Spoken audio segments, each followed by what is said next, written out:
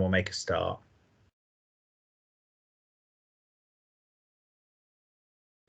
Excellent. So, like I said, welcome everybody to today's evening. The purpose of this evening really is to sort of start to think about why choosing higher education. And there are multiple number of reasons why your son or daughter might want to choose higher education.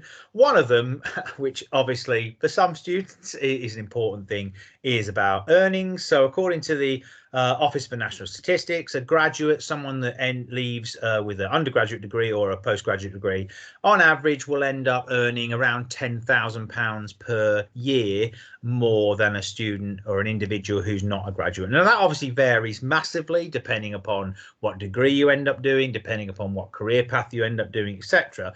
But over the course of a lifetime, that obviously adds up to a significant amount of money. Now, there'll obviously be some people who do a degree who won't earn that extra amount. And equally, there'll be some people who do a degree which will earn well above that average. But in terms of sort of a yearly lifetime income, going to university increases your earning power really massively. Probably more importantly than that, or maybe not more importantly than that to some students, is the employment rates for graduates, including those people who go down the really popular degree level apprenticeships, which we'll talk a little bit more about later on, are on average significantly higher than non-graduates. So again, you're much more likely to get a job if you've got a degree, either in an area that your degree is tailored to, but actually it works more broadly than that. You're much more likely to get a job in general if you have a degree than if you don't. And like we said, we'll talk a little bit more about higher level apprenticeships later on, which are sort of really amazing opportunities. If you don't know about apprenticeships probably 20 years ago had not a bad reputation, but probably perceived as being something that people did if they couldn't go into higher education.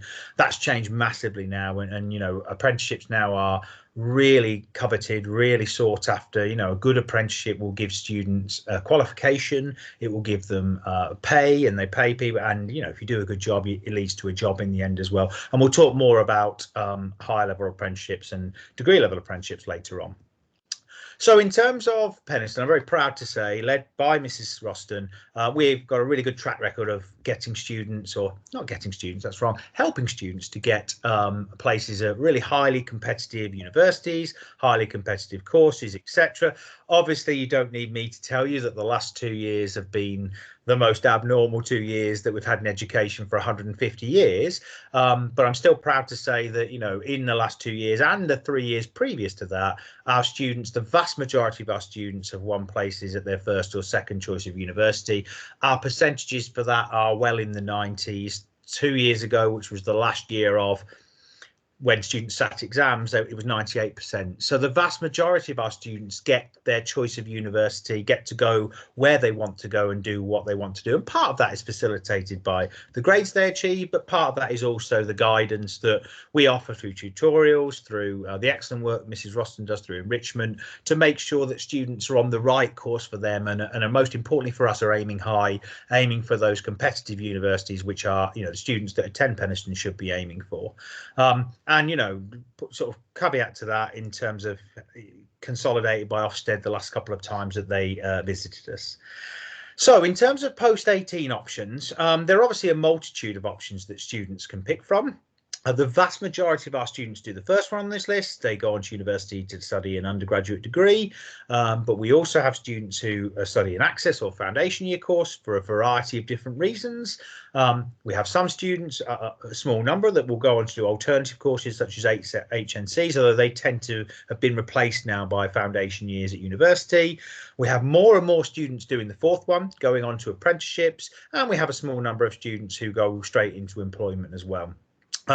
Because the vast majority of our students go into university, we do a lot of work with our students through university, but I should say, you know, that's not the be all and end all, and we do lots of individual work with students based on what they need. So, for example, the Careers Day that's coming up on Monday, we've got 2 sessions on apprenticeship, we've got a session on employment, etc. So we try and tailor the guidance that we offer students based on what they think they want to do, which is maybe not always what they end up doing. We do make all of our students apply to university, we make all of them apply through UCAS, because we feel that doing that process is really beneficial for them in terms of even if they don't do that, applying for apprenticeships, applying for jobs, etc. But B, because also it helps to sort of collate all of that information where they've got it in one place if they then do either decide to go to university or decide to do something else. And the third reason is we do have students who tell us from day one they don't want to go to university and end up changing their mind. But I think even for those minority of students that don't go to university, going through the process is helpful for them, it coming for applying for apprenticeships or jobs or things like that. So where to go, what to study? So there are well over 300, pushing towards 400 now, institutions in the United Kingdom alone who offer post-18 education. They vary from your traditional universities to university colleges, institutes of higher education. Went too far there. And not only are there a massive number of universities, there are well over 30,000 courses that students can study, and that's just within the United Kingdom. Every year we have students from Penistone that go abroad. We've had students in the last few years go to America, go to the Netherlands, go to Belgium, etc., and study at universities there. And I think sort of one of the key things that we try and get across to students is, you know, even though their A levels are a broader choice of subjects than their GCSEs, you know, they get to choose from one of 24, 25 subjects, that still pales into insignificance compared to the 30,000 courses that are on offer. And I'm sure you'll be familiar with Unifrog. Unifrog is an amazing platform that we buy into for our students, which students can use once they've left us as well, which sort of has everything in one place and allows students, if you're interested in a particular field, to find out what different courses. So, for example, something like biology that you might have studied as biology at GCSE, biology at A level, hundreds, probably thousands of different biological related degrees that you can go on and study based on your particular areas of interest. So the purpose of what we've been doing with students over the last few weeks is to try and get them to sort of see what's out there, different types of universities, different types of courses, and to try to sort of narrow the field down, because obviously 300 plus universities with 30,000 courses results in a massive number of possible courses at different places. This is the data from last year. It changes from year to year, but excuse me, generally the order stays the same. So the most popular degree courses are subjects aligned to medicine, so tends to be nursing, and there are lots of different types of nursing you can go into, but it includes things like midwifery and things like that as well. We then see sort of business and admin studies, which is sort of slowly increasing. Again, I won't read through the list, but you can see, you know, that actually for some of those courses there are, you know, getting on for 50 to 100,000 different degree courses that are available. Obviously within there you've got some very competitive courses as well, so medicine and dentistry. Again, there's 2 new medicine schools that have opened last year, as the government and universities try and increase the number of doctors that we're training. So still highly competitive, but probably more opportunity than there has been in the past. Again, those figures by themselves probably don't tell the whole story. You know, just because there's 96,000 students applying and wanting to do nursing courses and midwifery courses doesn't mean necessarily it's more competitive. There are more courses available and more places available for those courses. First thing then is to think about where, and I guess the first thing kind of to sort of think about within there is which university. Now, the first sort of question mark is there are broadly 2 different categories of universities. There's your traditional red brick university, which have been around, many of them for hundreds of years. Or there are sort of newer, more modern universities, which weren't necessarily the old polytechnics, if some of you are aware of what they were, might be sort of more modern universities, etc. And, you know, there are pros and cons to both of those. Certainly, you know, with the traditional universities tends to come sort of more prestige for those universities, but that doesn't necessarily mean they're the best universities. Many of the newer universities have more modern, up-to-date facilities and things like that. And again, in these COVID times, it's very difficult to do this, but what we try and encourage our students to do is go and see as many universities as they can, because you don't really get a feel for a university until you go there. At the moment, there are lots of virtual tours, which are a replacement, but of course are not the same. But hopefully, fingers crossed, with restrictions lifting in the summer, that will be something that students will have more access to over the summer and into the autumn term. Lots of other choices. Again, I won't sort of read through all of them. Do students want to go to a sort of city or urban university, or a campus university where it's all students together? Again, universities, just like schools and colleges, vary from huge universities like Manchester University, which combined with UMIST a few years ago and is the largest university in the country, to very sort of small niche universities where there might only be a few thousand students. One of the big questions our students ask themselves is where they want to live. Do they want to live far away? Do they want to live a moderate distance away? Do they want to stay at home and live at home? And obviously tied into all of that is obviously finance as well, that we'll talk about later on. We shouldn't obviously shy away from the final bullet point, which is obviously really important to students. You know, what's the accommodation going to be like? What's the nightlife like? What's the sports facilities like, etc. And there's no right answer to this. It's what suits an individual need. And like we said, at the moment, I would encourage students to try and go on as many of the virtual tours and virtual open days that are available. But hopefully moving forwards, that there'll be more and more face-to-face visits, because I think really even through a virtual visit, although that's better than just looking at a website, you don't really get a feel for a university in terms of that. Worth pointing out as well that not only do universities have general open days where you get to go and look around the university and accommodation and the city and stuff like that, many universities will also have subject specific taster days where you'll get to go around the department, meet people in the department as well. And again, you know, I think that's a really good avenue to go and sort of ask those questions about the university. And I think nowadays, you know, with students and parents paying a lot of money for students to go to university, it's important that, you know, they make the right choices and that you feel confident that universities are going to support your child during their studies. Caveat the next slide with a sort of warning in terms of Russell Group universities. Now, many of you will be aware of the Russell Group universities. If you're not, the Russell Group universities are a group of 24 universities who were set up and sort of combined together and do a lot of research. And it's not for me to say whether the Russell Group universities are better or worse than other universities. I'm sure they would tell you that they are better. But when you look at the top 20 universities, which are comprised by, as you may be aware, lots of different organisations do different lists of the top universities, but the top 20 that come out, only 13, still a significant majority of those are Russell Group universities. There are 4 which belong to a previous group and 3 others. So I think the Russell Group banner is important because it would be true to say that, you know, all of the Russell Group universities are prestigious, excellent universities. But I wouldn't let it be the be all and end all in terms of choice. There are many excellent universities that are not Russell Group universities that offer students amazing experiences, offer students opportunities, and are really highly regarded. So it's something to think about, but I wouldn't let it be the be all and end all in terms of decisions.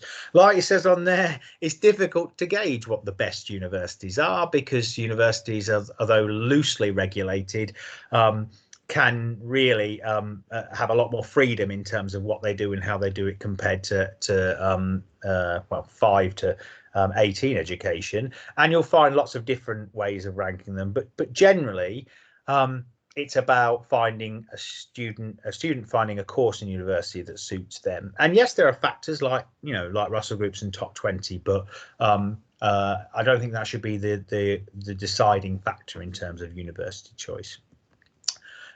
Again, I won't read through all those. They are the list of Russell Group universities, and, you know, just by scan reading them, you'll identify that, you know, all of those are very prestigious universities, very well regarded universities, and getting a degree from one of those universities compared to some other, not all universities, would be an advantage. But again, it depends upon your choice of course as well. That, you know, that some of these, all universities have particular areas of expertise for particular courses, and for some courses So, for example, many of you will know that I teach psychology. The University of Nottingham has a very high, highly regarded psychology department. It's often ranked #1 in the country.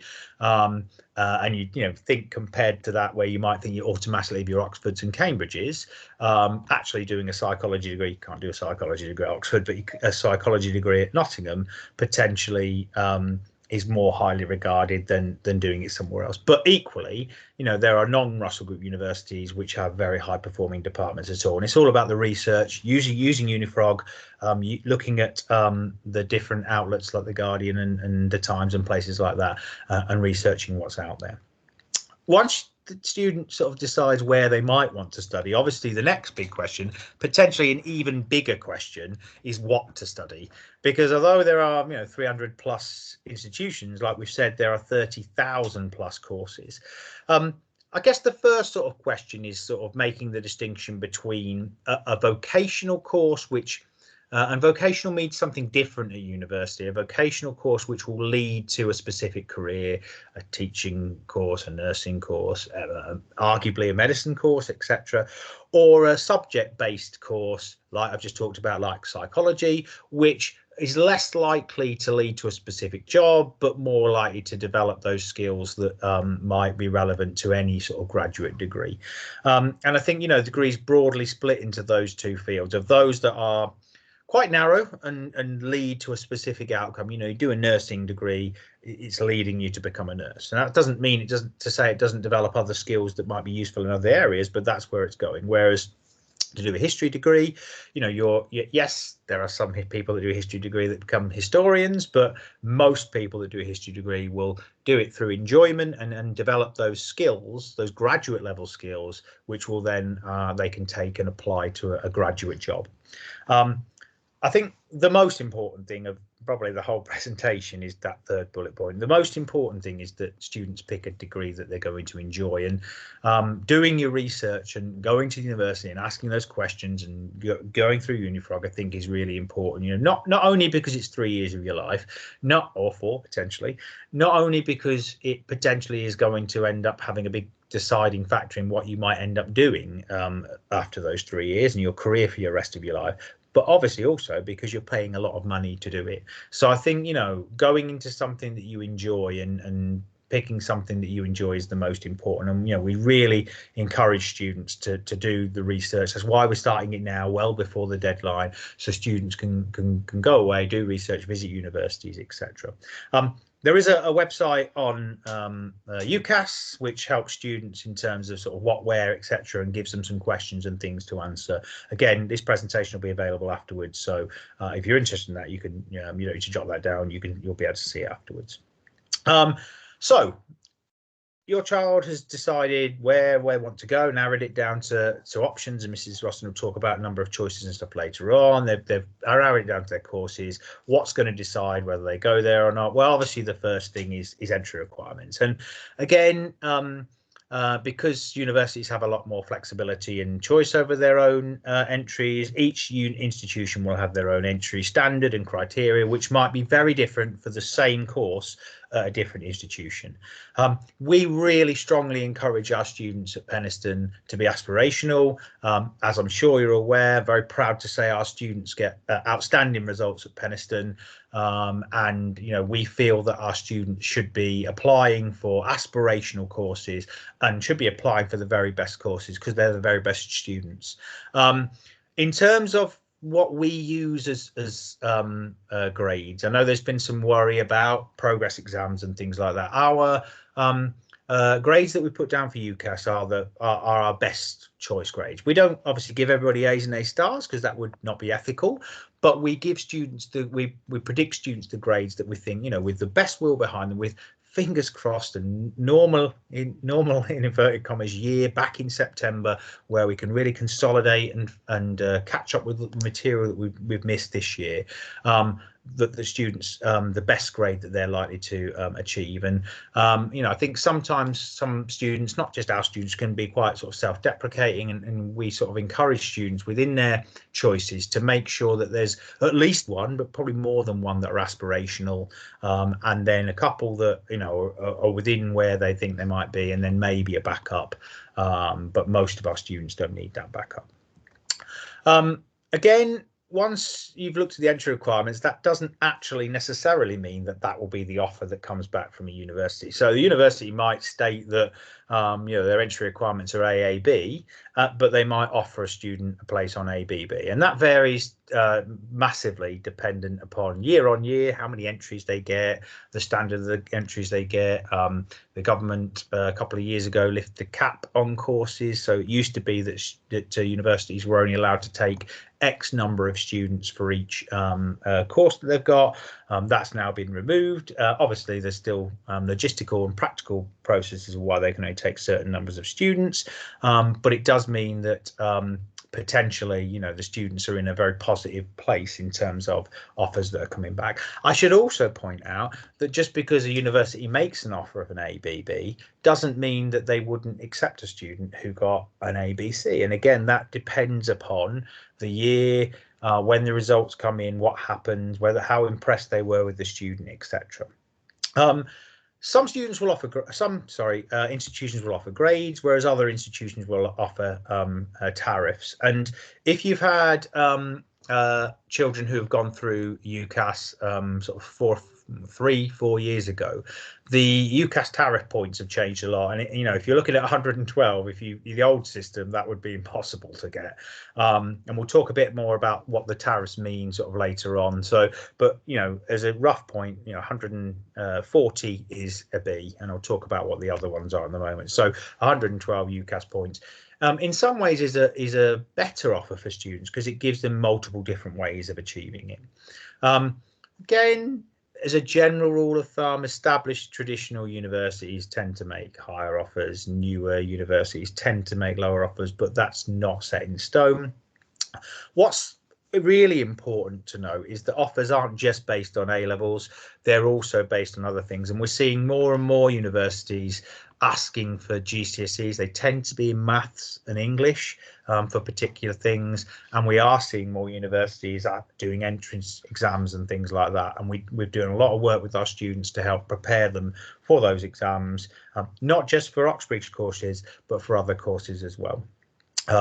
Whether that will continue as we hopefully transition back to normal exams, we don't know, but certainly I think as a consequence of COVID and the cancellation of exams, we have seen an increase in terms of that.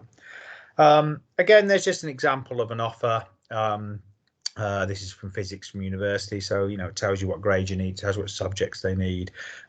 It talks about how to sort of strengthen your applications with other requirements and things like that. There's another example from Huddersfield, so BBB or 120. Note that for nursing, it clearly says that they have to have practical endorsement as part of their science degree. They'll also need work experience and things like that in that field. So probably worth just pointing out, it's not just about the grades. It's really important that they read the minutiae of the entry requirements.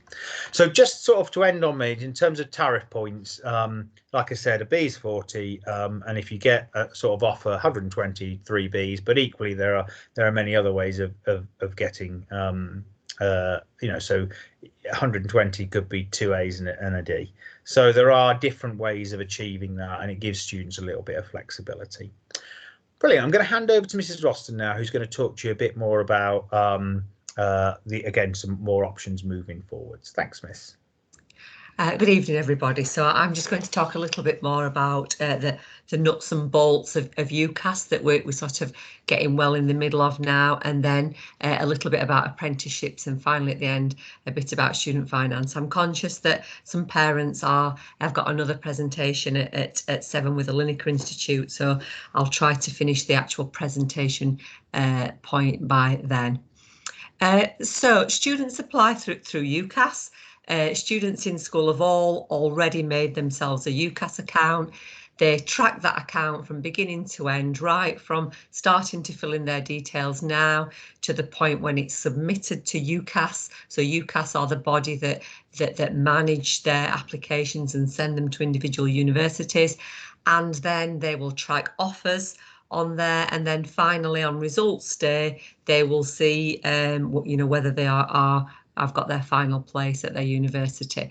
So you will be able to see your son and daughters or daughter's UCAS, I'm sure, with them.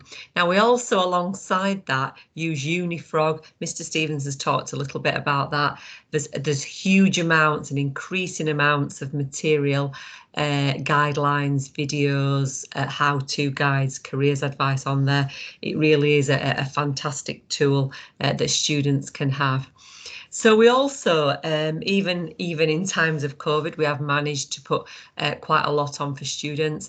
One positive that has come out of COVID, if you can look at it that way, is that universities, employers, apprenticeship providers have all put lots of time and investments into producing some really good online resources that students can access. So things like summer schools that might in the past only been able to take 20 might be taking 100 students. Things like a taster event for physics, which might have been 50 people from all over the country, might be able to take 500 if it's just an online event. So there's always lots of things available for students. Now we do put lots of opportunities on their team for them to see. But also we strongly encourage them to look themselves, have a search out there and see what's available online. Unfortunately, we have had things like the live UCAS conferences cancelled, but they are going on virtually. Students have been encouraged to attend several of those. We've also had a number of guest speakers in school. We work with groups like the Lineker Institute. We normally have students going to places like Hallamshire Hospital and Work Experience, but this year they've run it remotely and a lot of students have accessed that.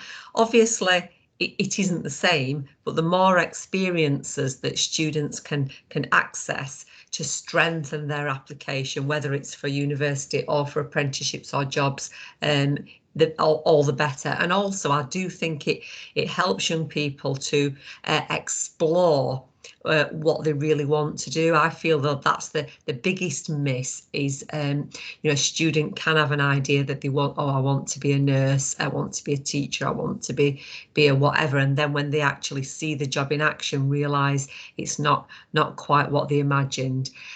So we do have lots of events going on in school. So next Monday we've got a careers event in school, where we've got speakers that students can opt for different sessions. So if you could please encourage your son or daughter to sign up for their choice at that if they haven't done already. And events to support students both in tutorials and assembly and with extra things that students can opt into will carry on into the autumn term. So plenty going on there. So when to actually apply? Deadline for a small number of courses is the 15th of October. Most courses isn't until January. Oh, sorry, that should say 2022. I beg your pardon. So most students have to have their application sort of ongoing now to be ready for those deadlines. Now, though those deadlines are there, they are external deadlines. Our own internal deadlines are in red at the bottom there. So start of October for a small number of courses, which include Oxford, Cambridge, medicine, vet medicine and dentistry. All other universities, our own internal school deadline is the 26th of November. We do need to have those dates before the final deadline because to process them, to check them thoroughly, to give students feedback if changes need to be made, is a very time intensive process, and we do pride ourselves in only sending out applications that are are perfect, you know, with no mistakes in them. So that's the sort of deadlines we're working to. So students who are applying for Oxford or Cambridge or medicine, vet medicine or dentistry really do need to be getting on really well with the personal statement at this point now. So students get up to 5 choices. They might as well take 5 choices. If they are applying for certain courses, like for example, Oxford or Cambridge, they can only apply to one of those. But everything else is fully open to them, and they have up to 5 choices. Other universities don't see where you've applied, and they aren't ranked on there. So it doesn't matter what order you put them in on the actual form, they're not ranked, and other universities don't know where you've applied. However, you can only send off one application and one personal statement. So it's really important that young people do choose, if they're choosing more than one course, they have to be quite similar. So it's fine to choose things that you know, maybe something like that are very closely overlap. So maybe something like journalism and then English literature, you would be able to make that work in one personal statement. But if you had nursing and then journalism, you wouldn't be able to make that work. Now, there's a very small number of cases where you would be allowed to send a personal statement directly to the institution, but you would have to ask them directly about it. The charge for UCAS is £26. We pay as a school, and students, you pay us on parent pay £26. That's for 5 choices. If a student only wants to make one choice, it's £21. Nothing in between. So students get their UCAS sent off, and then they will start to receive their offers, as Mr. Stevens talked about. They will be grades or they'll be points. Now they can also get rejections. You know, even that word is not pleasant. It's not a word that we like to hear and use. So, but they are there. Now, most students will tend to be more likely to get offers than not. Students that are most likely to get rejections are for things like the very most competitive. So Oxford and Cambridge, it can be as low as 1 in 12 students get an offer for some courses. Things like medicine and vet medicine and dentistry, massively competitive compared to the number of places. So that can happen. Now, once students receive their offers, then they have to decide which is their first choice and which is their insurance choice. They do have quite a while to do that. The dates do change from year to year, and particularly this year, young people were given a little bit more time because of COVID and things being held up. A-level results day is generally in August. The date for next year, for 2022, isn't decided yet. On results day, if students aren't happy with the places that they finally got, they can then access something called clearing, where options that are available are there on offer. Now, they can also, not mentioned on there, use something called adjustment, where if a student has done much better than expected, they can look at courses with higher offers. I can't remember a student at Penistone doing that. I think we do aim students at Penistone, encourage them to aim high. So it's not very likely that students will have taken an offer that's quite a lot below what they're likely to get, unless that course is their first choice and they're happy with that anyway. So there's no need to use adjustment in that case if the student is happy anyway. So I have already mentioned a little bit about Oxbridge, the fact that it has to be in earlier. They can only make one choice from either Oxford or Cambridge, and only one course at that university. You can't apply for several different courses. So it's quite a different process applying for Oxford or Cambridge. I have already met with some of the students who wish to come to sessions about that. There's another session running on Monday and the Careers Day for students who are interested, and there will be ongoing support for those students. The application process for Oxford or Cambridge and medicine, vet medicine, dentistry, it is very rigorous and does always include interviews. This year, universities have already come out and said that it's almost certain that all interviews will be online. So we do run mock interviews in school to help prepare for that. Last year we did them online because they were running online, and we'll do the same thing. We try to mimic whatever that's going to be like, so students do get practice that will actually be helpful to them. So one other thing that's a bit more unique for Oxford and Cambridge and medicine, vet medicine to a lesser degree, and dentistry, is that students need to do admissions tests. And these admissions tests can either be before they're invited to interview, or they can actually be at interview.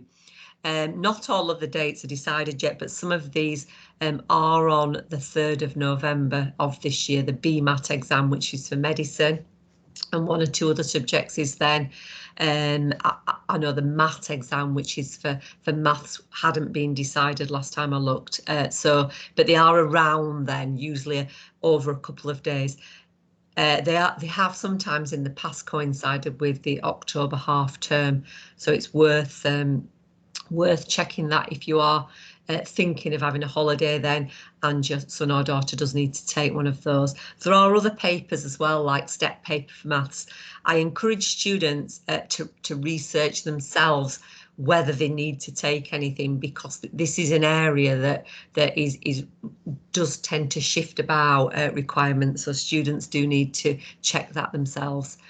So if students aren't going to university then, so at the minute we are spending quite a lot of time looking at university applications, but at the same time students are working on things like producing a quality CV, starting to put together what would be a letter of application.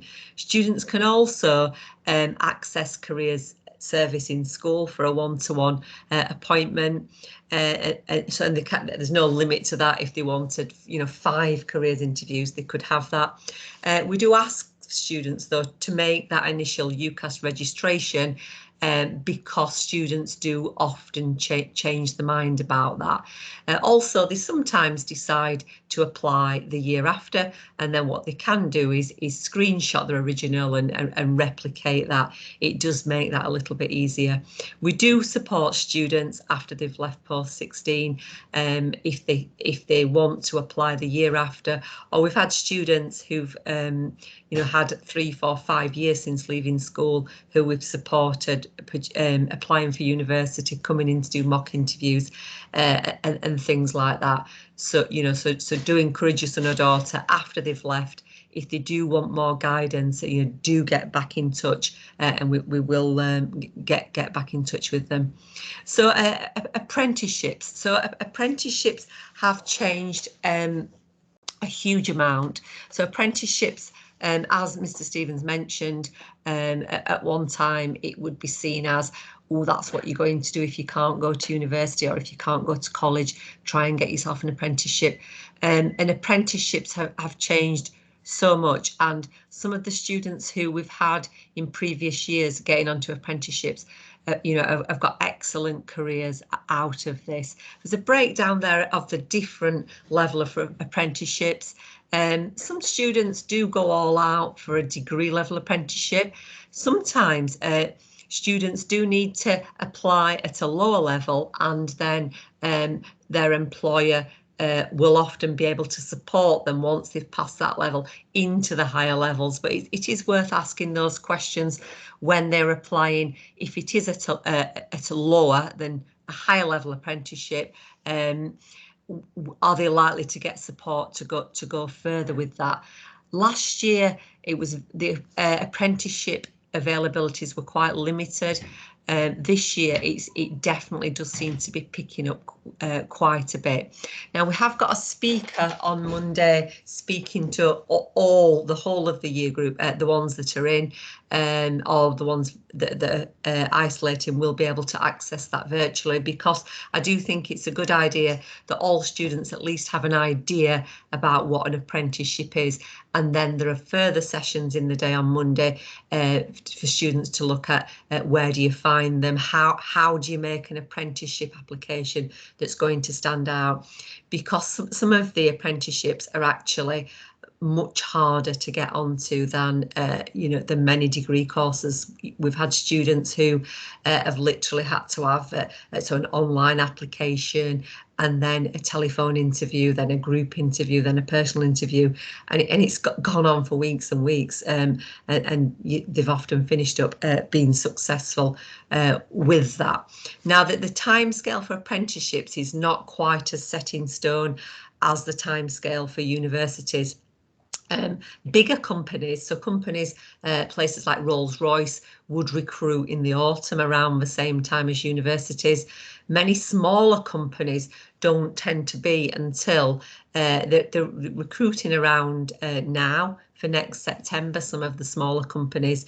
But I would suggest, if they're really keen for an apprenticeship and know that now, a careers appointment now would be a really good idea to start to think about, what can they do to strengthen their application for an apprenticeship.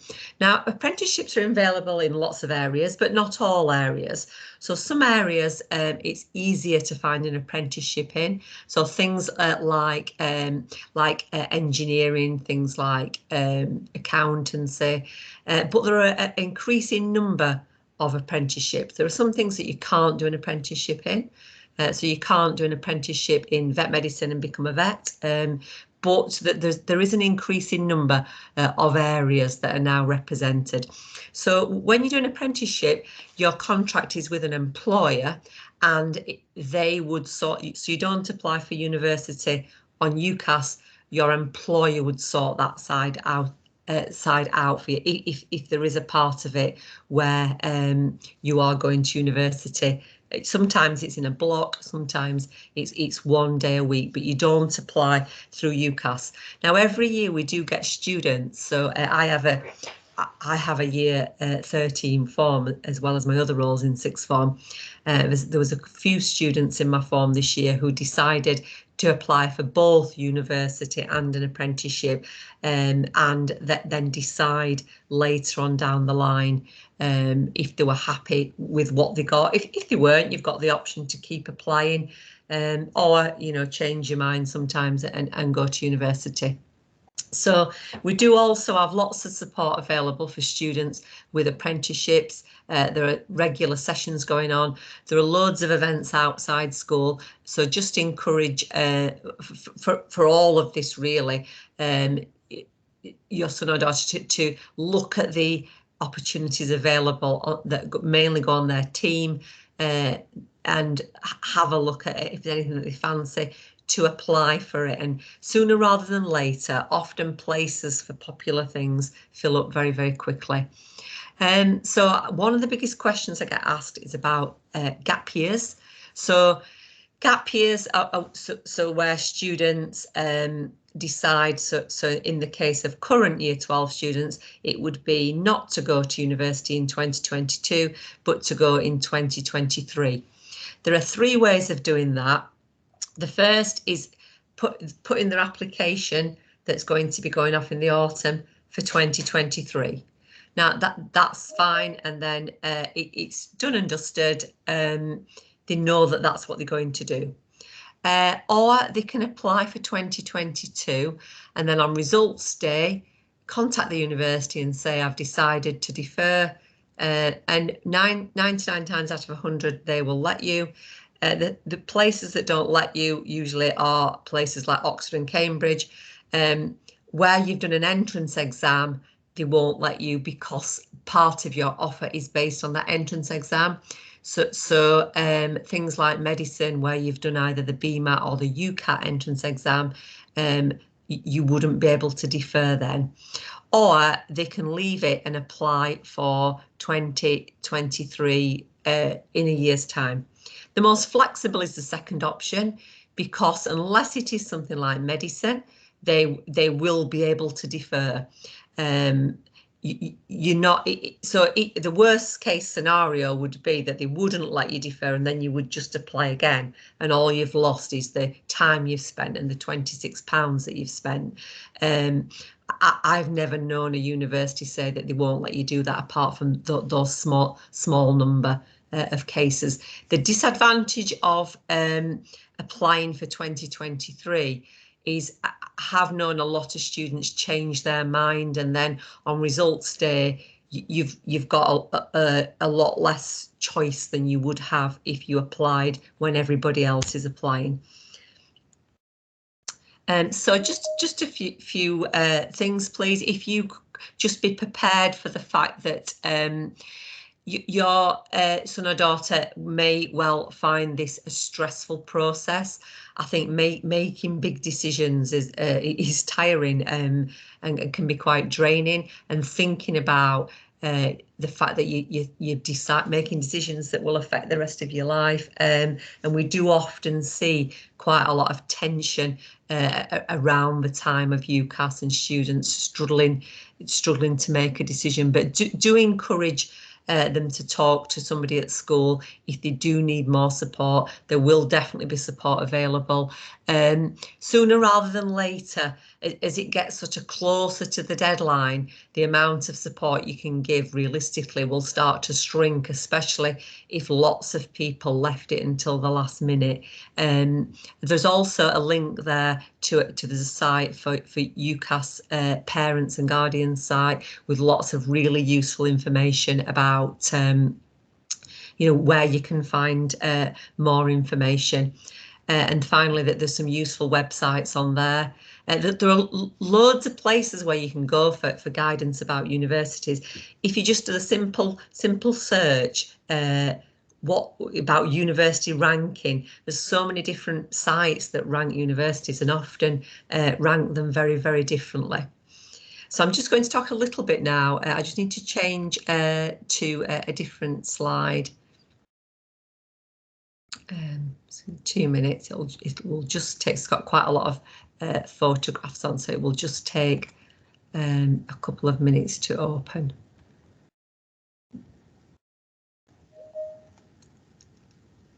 Oops.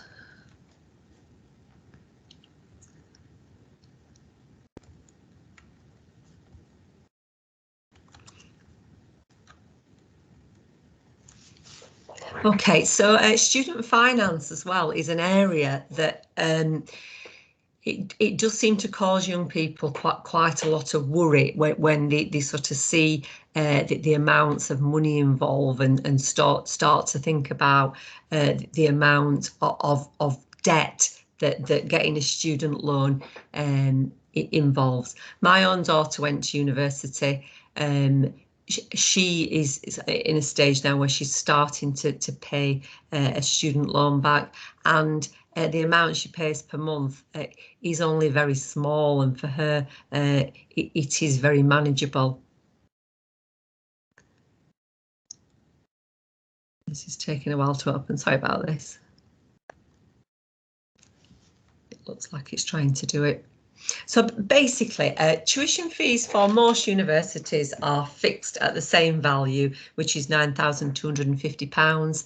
There's no guarantee that that's what it will be next year, but almost certainly it will be. I think it'd be a very unpopular move by the government at the minute to all of a sudden put up tuition fees.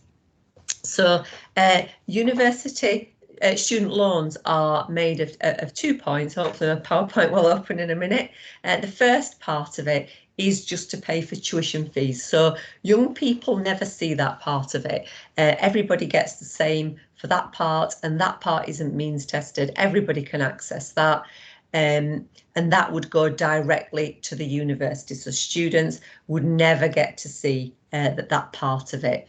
And So if you apply for that at the start of your degree, that is guaranteed throughout the period of your degree. That is guaranteed, and that goes to cover tuition fees, and it's the same irrespective of whatever the course you're doing. One or two universities do give slightly lower tuition fees, but they do tend to be very new universities, so places like University of Barnsley, University of Bolton, that are really very new on the scene.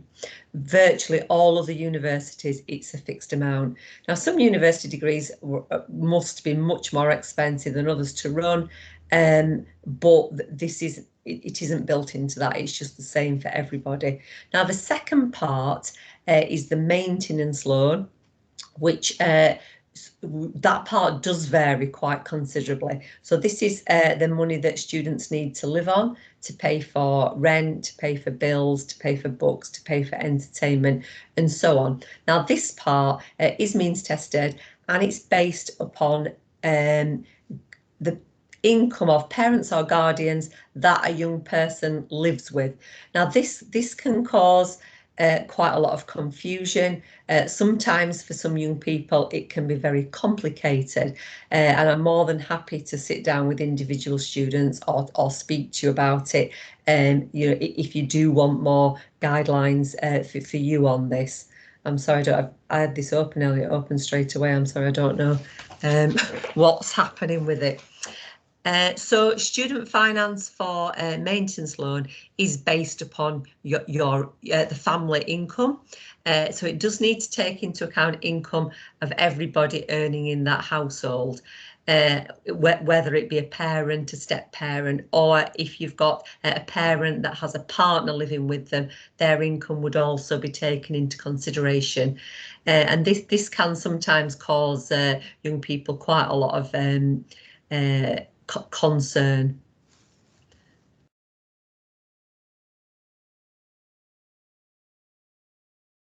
It's finally open. Sorry about that. So yeah, so we've already mentioned the two types, the tuition fees. We'll skip straight past that because I think I've talked a little bit about that. So tuition fees go straight to university.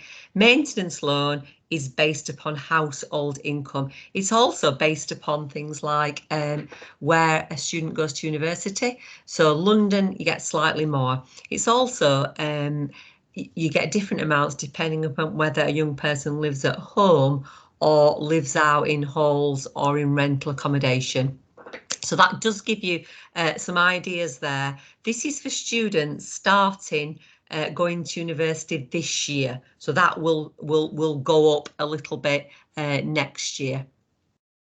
So that table there gives an idea of how this is worked out based upon household income, whether a student lives at home, away from home, not in London, or away from home in London. And you can see there is a big variation there in amounts. There are other things that can be taken into consideration, but generally speaking, you can work this out from that table. But if you want to work it out a little bit more accurately, if you go to Student Finance UK, you can put in your details, make up a university that you think you'd be going to, and you'd get an idea then of how much you're going to get. Student finance does need to be applied for by approximately the May of 2022 next year. So a heads up, if people, if you're in a complicated situation, if you're self-employed, you do need to have the facts you need to fill that in. Sometimes, particularly during COVID, it's been quite complex because student circumstances, family circumstances have often changed, and you might need to speak with somebody from student finance before being able to fill that in. So I'm just conscious of the time. We are recording this, so if some people do need to leave to join the other presentation, we are recording this and we'll upload that so that you can see it. So repayments don't start until the April after a young person leaves university at the minute, providing they are earning over 27,295. That's gone up quite recently. That may well go up again. So if they're not earning that to start with, they won't pay anything. Now, interest is charged from when the loan is first taken out. However, as you may know, anything that's unpaid after 30 years is written off, and the whole of the loan is the student loan for tuition fee and maintenance wrapped up together.